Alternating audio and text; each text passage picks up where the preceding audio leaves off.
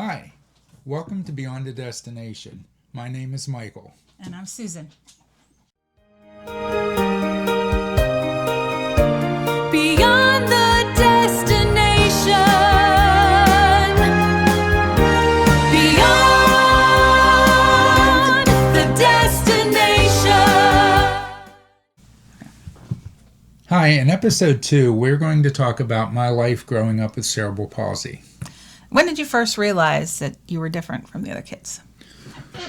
Well, when I was real young and I was a child, I didn't run like other kids. I had to crawl around a lot up until I was 6 years old because with cerebral palsy, I also was not able to flatten my feet. I had to walk on my tippy toes. So at 6 years old, I ended up having to get 6 surgeries on my legs to lengthen my hamstring muscles and to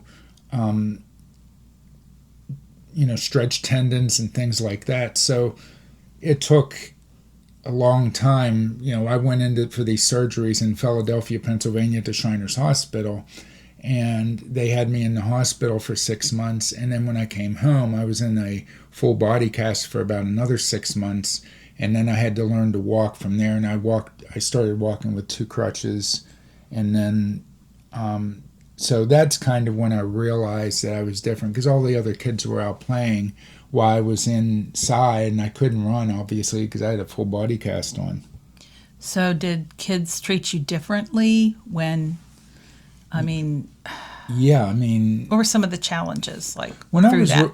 When I was real young, I didn't get exposed to a lot of that because, again, before I was 6 years old, my mom carried me a lot of places, so I didn't really think about it. When you're a child that age, you don't think about, well, I'm different. But I think what happened was when I ended up out of my body cast and I had braces and I started going to a local public school, which I grew up in West Virginia, so that's really all we had. They didn't have special programs back then. This was in the late 1960s. So I had to be mainstreamed whether my parents wanted me to or not. So the school did make some accommodations. They would let me leave class 5 minutes early so I could make my way. Again, I was on 2 crutches and braces, so they would let me go. But the kids at that point, a lot of the bullies in school would make fun of me. There would be times out on the playground during break and stuff, kids would knock me over, things like that. And I don't hold a grudge against those kids nowadays because they were children. They really didn't know. I know it was cruel, but at that age, I'm talking about anywhere from like 7 to 12, 13 years old, kids just followed other kids to do things. So Yeah, you're very impressionable at that age. You follow things. You just, you think it's the cool thing to do. It really isn't. But, it's a shame that that's always been like that, I think, up until today. You always get the bullies. Yeah, they didn't like the fact that I could get out of class 5 minutes early and they couldn't. And they didn't understand the reason. Mm-hmm. And they didn't understand the challenges that I had in life growing up. They only saw me from the time we got to school at like 8 o'clock in the morning and leave at 3 o'clock in the afternoon. They didn't see all those challenges. Were there any people that encouraged you to do things? I don't know, teachers or your family or teachers or? Yeah, there's one teacher that I had. She was actually my first grade teacher because when I had my surgery in Shriners Hospital and I came home, I needed to be homeschooled. And even back then, again, they didn't normally have homeschooling. So I had my parents asked my first grade teacher, and she would always come by. The sweetest lady. Her name was Mrs. Baker. I'll remember her for the rest of my life. We always remember our first grade teacher. I know mine was Mrs. Smalley. She, every single day after school, would come and spend her time, her personal time, to teach me. And teach me so I wouldn't get behind. And I'm ever so grateful to that teacher to this day, because if it wasn't for her coming and teaching me and letting me pass first grade, I would have been behind, and that would have given more reason for children to make fun of me because I was behind in school. So I'll ever be forever ever grateful to her. And you know, she's always been a blessing. She's my angel to this day. I really appreciate it. A little bit of the challenges people don't see. First off, what are some of the daily challenges people don't realize Well, exist? I walk with a crutch, so some of the challenges, I'm pretty fortunate because I do have the use of all my limbs. I walk with one crutch. I do use a mobility scooter now to get around where I didn't before. So a lot of times people don't see behind the scenes. Luckily, I can take care of my own hygiene and feed myself and things like that. So as far as living a normal life and any challenges, the challenges I think that I do have is where I do see friends and family might go on a hike, things like that, and I know I can't. So I think it's challenging mentally to me. So I have to focus that my mentality in other places where I am strong, and you know, just go through life like that and try to do it on a positive note. Yeah, what are some of the misconceptions about cerebral palsy? Like, you know, The biggest misconception I think that people have when they see me, because I do walk very different and I walk like I'm off balance all the time. The misconception is they think I'm going to fall every step I take. And over the years, I've learned to know my limits, know what I can do. And sure, anytime you have a disability, especially when it has to do with mobility in your legs, you have a chance of falling. But I've minimized that over the years. I know my limitations. I try to not go over those limitations if I don't have to. And I try to live as normal of a life as I can. yeah, you do. I mean, you're a strong person. I mean, you do a lot of things, but I think the misconception a lot of times is, you know, they always ask him, Charlie, move the camera a little bit. Sorry, guys, kind of probably swayed a little bit. They'll think, what's wrong? What happened? What'd you do to your legs? You know, they always think that, you know, you hurt your leg or something. You give that impression when you're sitting that, you know, you don't have it. Usually people with cerebral palsy, you'll think it's something else, you know, like something very drastic. But yeah, I know a lot of that's people with cerebral palsy specifically will have a lot more spasticity than I Right. do. They'll have it in other limbs. I'm lucky that it's focused from my waist down for the most part. So that's what it affects my gait when I walk, as far as my dexterity in my arms and hands. Right. Luckily, I still have that for the most part, so that hasn't really affected me from the upper body aspect. Right, and I think the one question, I think we touched base on it last podcast last week. What frustrates you the most about, you know, people and how they react? We were talking about the two ladies that had reacted to you in the diner and Uno's. I guess the part that frustrates me is people will overreact, and I'd rather somebody ask me, you know, what is wrong with me, or ask me to explain what's going on, rather than like jumping out of the way. Like there's a lot of times I'll be walking into a restaurant or something like that, and somebody's going to walk by me, and especially with a child, well, instead of just being careful or whatever, they'll literally walk around a whole section of the restaurant to get around me, and that's frustrating because I don't need somebody to, you know, stand clear of me. Sorry. No way. Charlie! I don't need somebody to stand clear of me. I just need them to understand that, you know, they can walk by and, you know, like any other normal person. And I think we touched base on that. What surprised me the most about your disability when I met you was just how much you have done in your lifetime. You've experienced a lot of things, owning businesses, traveling, you know carpentry. Yeah, I mean, I've been fairly fortunate in my life because I do have enough dexterity and, you know, with my disability, it's not as limiting. But what I've always done was I know where my limitations are, and I've always done everything that I can to try to excel at everything that I do. And that's just, I think that's probably goes back to being a child with cerebral palsy and, going back to where I was made fun of in school and things like that. It wanted me to be able to prove to everybody that I could accomplish something, and I wasn't what they perceived or what they thought I was. And that's why I've excelled owning businesses and, owning RVs and everything that I've done. Everybody with disabilities has limitations, obviously. But if you can rise up and go to the edge of those limitations that you do have and do something, I never gave up. I always wanted to make sure I could do everything that I could in my power to succeed. Yep, persevering. Yep. Okay, in this segment, we're talking about adapting and overcoming.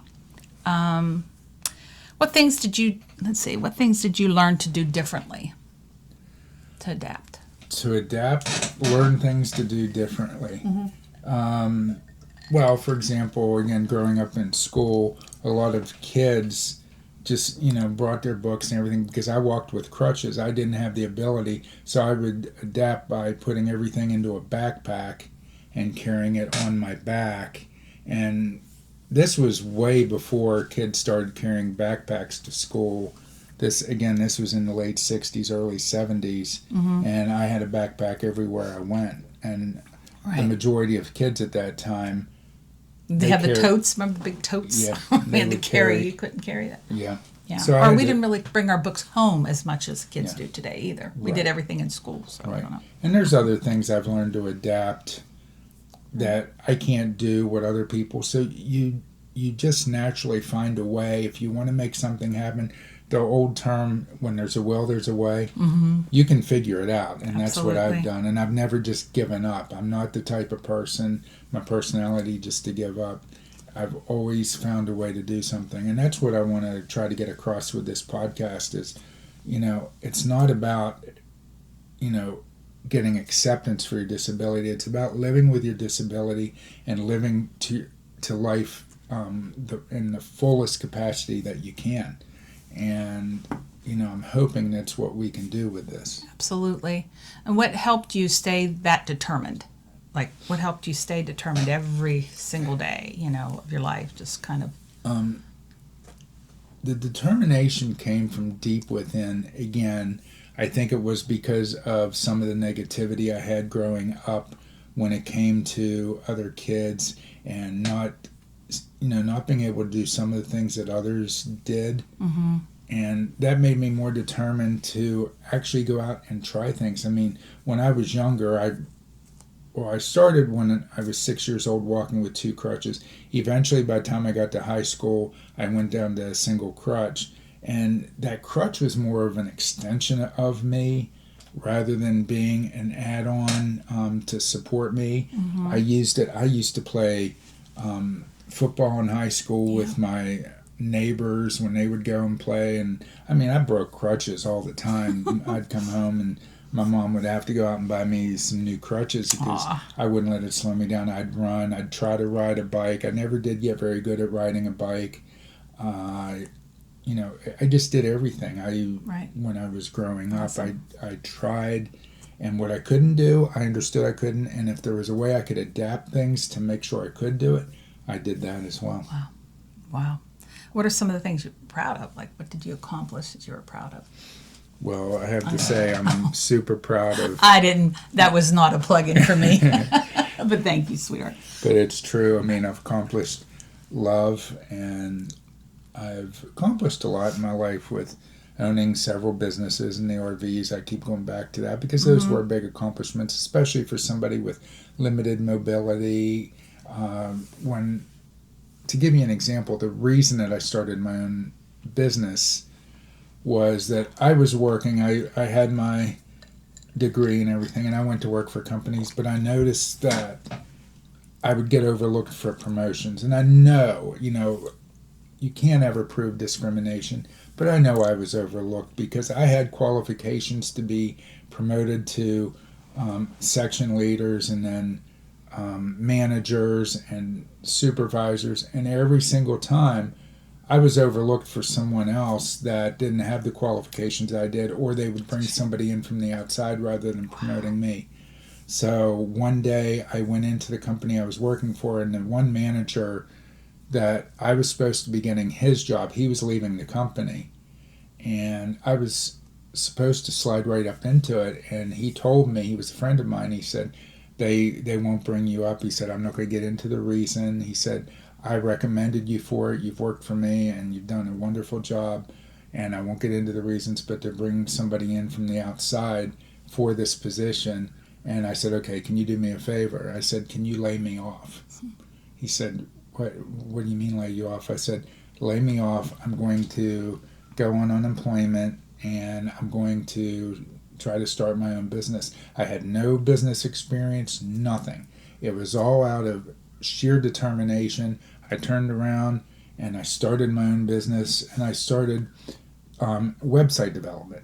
And when I started the website development, again, I had no clue. I knew that the .com era was coming up, and I just wanted to get out and do my own business. And so what I did is I took some extra money that I had, and I hired a developer, and I said, okay, you sit here, I'm going to go out and start selling. So I put some packages together, and I literally went door to door. I started making phone calls, I started faxing out, and I would get people. How was that going door to door? How did that go?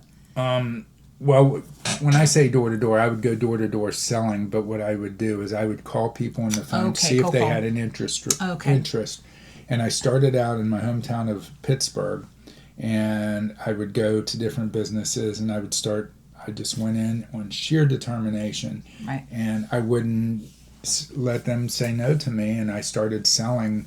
One business after another would come back, and I'd have my developer develop the website for them, and we would just start doing this. And eventually I started going into the funeral home industry, and I don't know why and how it worked. I think I had gotten a couple customers that were funeral homes, and I wanted to create a niche. So over time I created a very successful business developing websites for the death care industry, which is kind of odd how I got into it, right. That started my entrepreneurship, and it took off from there. And from then on, I owned several businesses, and that's it. I think that's, your perseverance has basically shaped who you are today. I mean, you're very, very focused and, determined to do something. When you put your mind to it, you do it. I mean, I think a lot of that comes again from my childhood, and being told I wouldn't be able to do something, or again, the kids making fun of me, things like that. It really shaped me, and I don't hold any resentment or any grudges. I completely understand why. Yeah, it wasn't fair, but I didn't let it drive me down. It drove me in the opposite direction. It drove me to try to do everything I could to succeed. It's awesome. It's awesome. Okay, this segment's about relationships and support. And I think we talked a little bit last week about our relationship and how we met and everything. But I think for anybody out there who is in a relationship with someone with a disability, or not, I mean, it's just basically, I don't look at the disability in our relationship, so it's more relationship. So we just try to listen to each other, understand each other, understand each other's limitations. I'm not a big hiker either, as far as I go. I have limitations within myself that I have to watch as well. So I think we both understand that, stand each other that way. We listen to each other. We don't have many arguments, like loud arguments, as per se discussions. Well, we have a normal relationship because we have disagreements. We do. And there are times when, one of us will walk into the other room just to take a breather or something. And I'm Italian. And I don't. That's scary too. That's trust me. I get very heated sometimes, and I have to, But it all works out as long as you communicate. Right. And that goes with any relationship, not just a disabled relationship. If you can communicate, instead of letting that communication break down, talk to each other. If you do have a disagreement, there is something that Susan and I always talk about, where you can agree to disagree and walk away, and because everybody's individual.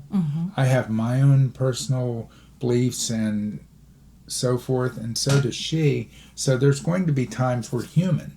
There's going to be times when we do not agree on things, and we never will. Sometimes we agree to disagree. Yep. That's what everybody should do. One point that I really wanted to pull into this discussion is the fact that in a relationship, when you have one person who's disabled and the other one that is not, the one who is not, just anytime that you do have some type of a beef or a disagreement, try to look at the other person's perspective. And I'll say the same thing for the disabled person. Try to look at it from the perspective of the person who doesn't. And that's one thing that I had to learn with my relationship with Susan, was when we do have a disagreement or something, I have to step back and try to look at it from her perspective. And vice versa. And not just always have it from mine. That's important, because if you just look at a topic from your side and not try to understand the other side, it's not going to work. You guys will end up, fighting and just not having a good relationship. So, and I think it's all works into our blended family as well. I think everybody in our family, we're very fortunate, all get along. I have 3 sons. He has a daughter, and they all get along. They all think they're brother and sister. And it's fantastic. I think we really are lucky in that way, and they don't really look at Mike has a disability, so he can't. They never say, oh, well, we can't do that because Mike can't go. They're always looking for things that we can all do as a family, and we just went on a cruise and we had a fantastic time. And my one son's getting married. We have that plan, the end of this year. Yep, getting excited. Wonderful woman. He's engaged to Rachel, and so I think we really are lucky that way. But we really incorporate our relationship, and it flows into our kids, because they've always said, one son said, "I love your relationship, Mom, with Mike. It's fantastic. You guys are so cute together." And my stepsons, I look at them as my real sons. And I look at your daughter as my daughter. And we have a great relationship. Yes. And they have never made me feel like an outsider since Susan and I have been together, because of my disability, which is very rare. It shows how special these guys are. Right. So I think that's it. I think that's it. I think we're doing good. So, stay tuned for next week's see episode. You next week. And we can't wait to see you guys. Yes. See ya. Bye. Bye. The destination.